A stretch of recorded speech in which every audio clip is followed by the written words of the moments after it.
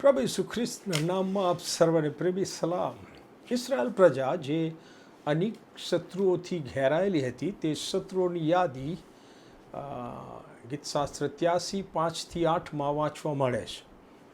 જે નામ છે આ પ્રમાણે છે. એમના શત્રુઓ અદોમીઓ, ઇસ્માએલીઓ, મોઆબીઓ, હાગરીઓ, ગબ્બાલ, આમોન, અમાલેક, તૂર, પલિસ્તીઓ અને આસુર.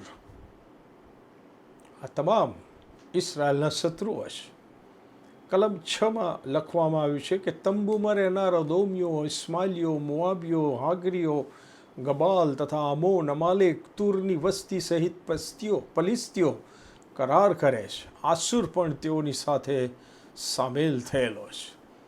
વેલ, ઇસરાયલ પ્રજાનું નામ અને સ્મરણ પૃથ્વીની પીઠ પરથી મિટાવી દેવાના દુષ્ટ ઈરાદાથી આ તમામ પ્રજાઓએ એકમતે મસલત કરીને અને કરાર કરીને ન કેવળ ઇસરાયલ પ્રજા વિરુદ્ધ પરંતુ ઇસરાયલ પ્રજાના ઈશ્વર યહોવા વિરુદ્ધ એક ગઠબંધન ઊભું કર્યું છે.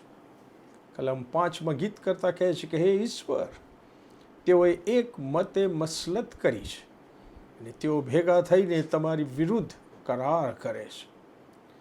ગીત કરતા પ્રાર્થનામાં ભૂતકાળમાં ઈશ્વરે શત્રુઓનો કરેલ પરાજય યાદ કરે છે અને વર્તમાન સમયના શત્રુઓનો પરાજય કરવા માટે ઈશ્વરને વિનંતી કરે છે.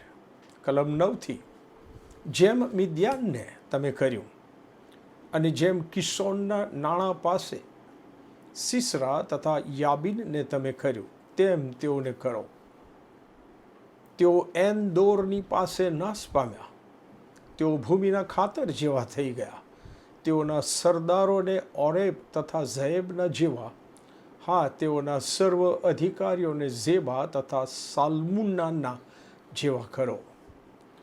વલો, આપણે પણ આપણી વિકટ પરિસ્થિતિમાં પ્રાર્થના કરીએ ત્યારે આભારી હૃદય અને વિશ્વાસ રાખીએ કે જે ઈશ્વરે ભૂતકાળમાં આપણને સહાય કરીને આપણી લાજ રાખી છે તે ઈશ્વર વર્તમાન સમયમાં પણ સહાય કરશે જ.